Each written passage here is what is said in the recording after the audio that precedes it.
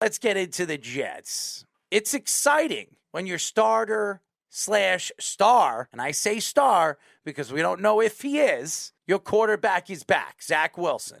And I know Jet fans were upset, including yours truly, when he got hurt in Philadelphia against the Philadelphia Eagles. He threw an interception, and then the next drive, he tries to shimmy away from a linebacker, should have slid, should have stepped out of bounds, decided to juke, and hurt his knee. And every single doctor on social media said, season's over, career's over with the New York Jets. Zach Wilson tore his ACL, and then we find out he hurt his meniscus, and he bruised his knee. And the Jets kept him out for now, it's going on 7 weeks. And he's back now against a team that the Jets absolutely match up against, and that's the Pittsburgh Steelers.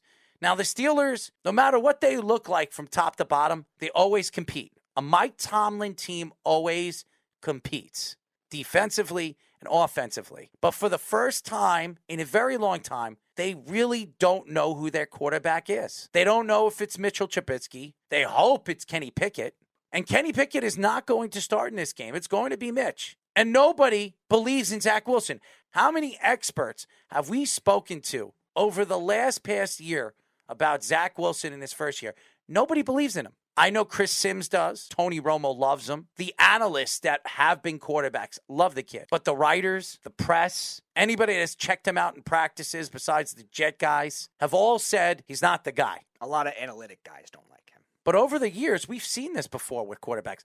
Look at Tua. He was horrible for his first 2 years. He couldn't stay healthy. He was drafted before Justin Herbert. Justin Herbert's not having a good season, by the way, either. When everybody thought this was going to be a breakout season, an MVP season, he's not having that right now. Maybe because of injury. Maybe because his team is not playing in front of him. Maybe Keenan Allen injury, or some of these guys have taken a little while to figure things out offensively. Or maybe he's just not as good as people think he is. Playing quarterback in the NFL is not easy. You have the most pressure, but the most reward in professional sports when you're as top of the league as you can be. The Tom Brady's, the Aaron Rodgers, the Peyton Mannings, the Drew Breeses. That's when you're very well respected around all sports. And Zach Wilson, I don't know if he's Peyton Manning. I don't know if he's Patrick Mahomes or Josh Allen, who's had a fantastic season so far. What I do know is he's a quarterback that can move inside and out of the pocket, something Joe Flacco cannot do. He can hide the deficiencies of the tackle positions because he can escape out of the pocket and throw the ball on the run when somebody is chasing him. What scares me now is they brought in these high-profile tackles, a.k.a. Dwayne Brown, and he could be back next week. He'll be practicing. But now you lost George Font, and he might not be back with a knee injury until week 10. So we won't see this offensive line, what we expected to see all season long, until the tail end of the season, when the season could be over for the Jets. And people will probably have their head outside of the pocket on Zach Wilson, calling for his head, talking about this year's draft with the quality quarterbacks that are going to be in it. Zach Wilson has his work cut out for him. The pressure is on now. He has weapons. There is no excuses anymore. And those weapons are healthy. Garrett Wilson, Elijah Moore, Corey Davis, Breece Hall, Michael Carter, Conklin, CJ Osuma. This team should have the offense, could be an electrifying offense this year. If Zach Wilson could finally show up in a game and show people why the Jets believed in him when they watched him play in Utah for BYU. This game against the Steelers is going to have two big tests, one of which is for Mike LaFleur to finally develop an offense that offensive line doesn't have to be this great unit because a lot of backups will be in the game. You know you have all these tackles out, figure out a way to make it work with great concepts, with motion, ways to throw off the Steelers. Now, the Steelers' outside rush without T.J. Watt is not great. Alex Highsmith's a second linebacker who's all right, and then they have a bunch of young players. It's not a scary unit. Their interior, though, is very good. Well developed in this offseason. They drafted a kid in Leal who I like. They signed Larry Ogunjobi. Almost went to the Jets, too. But the outside is not great. So if you could build concepts to help Zach Wilson out and aid him, maybe have receivers overloaded to one side, it could definitely help. And then as far as Zach Wilson, a big key of sensing pressure. I mention this all the time with Daniel Jones. He sometimes goes to his first read right away and panics. And you can't do that against this type of team. Because, yes, they don't have the outside rushing depth, but they still have Mike Tomlin. They still have that defensive scheme that's been very good. And Brian Flores has added another element to that as well, despite the injuries. So those will be two big tests for them because he has the weapons for sure. Those guys are all healthy right now. Yes, Tyler Conklin is doing his best Evan Engram impression, has pot hands so far, and so does Corey Davis, but these are good weapons. Conklin hit 84 yards and a touchdown last week. Garrett Wilson too. We'll see on Elijah Moore. But yeah, these are two tests for both of those guys, Mike LaFleur and Zach Wilson. The Jets defense needs to show up in this game. They need to put pressure on Mitchell Trubisky because you cannot let Mitchell Trubisky throw 300 yards in this game. He hasn't thrown 300 yards yet this season. And the Jets defense, which was always been talked about going into the offseason with this front seven with Carl Lawson and Rankins and Quincy Williams, and then they drafted Jermaine Johnson. Why isn't this front seven playing as well as everybody thought they were going to be? Everybody thought that the defense was going to carry this team. It's been the offense and the special teams.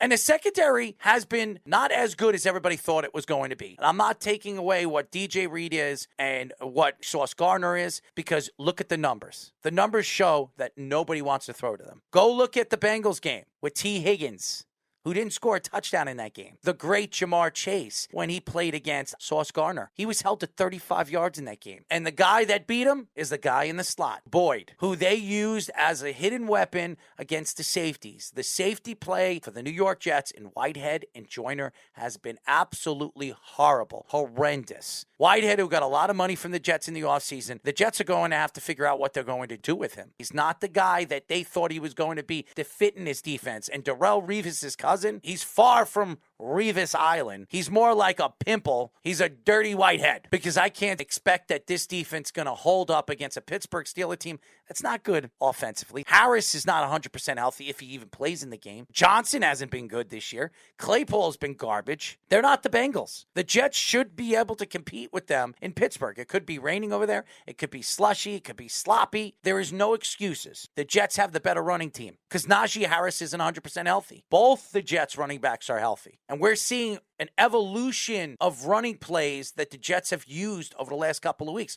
Breece Hall's becoming better and better every single week. You're seeing more and more touches from him. Michael Carter, they need to use him more on the outside. Start throwing the ball, pitching him the ball in screen passes. Look what the Bengals did with Joe Mixon in certain points of the game to beat the Jets on those short screen passes. The Jets need to take away what they have seen on the field over the last couple of weeks and say, hey, maybe we should do that. I am not a big Mike LaFleur fan. And Ulbrich, he is the worst defensive coordinator in football. If the Jets give up another 30 in this game, the Jets are definitely going to have to sit down with Ulbrich and decide if he's the right guy for this position as a defensive coordinator. And if he's not, you fire him, and Robert Saleh should take over that defense, as we all know what he can do as a defensive coordinator. I'll start with the safeties, because I was never a big fan of LaMarcus Joyner as a free safety as it is. I think he's better as a slot corner. I think they've misused him in that role. Jordan Whitehead was good for the Bucs last year, but is more of a box safety, more of a shallow coverage type safety. I think what you're seeing with Robert Saleh and Jeff Ulbrich using him is similar to how the Giants, when Landon Collins was on the Giants still, when James Betcher came in, misused him, and he really looked horrible after that. If the Steelers are going to continue to beat you in those seams, that's going to be a big problem, because the Steelers really don't have a lot of deep threats. Their best deep threat right now is probably Pickens, who's a rookie.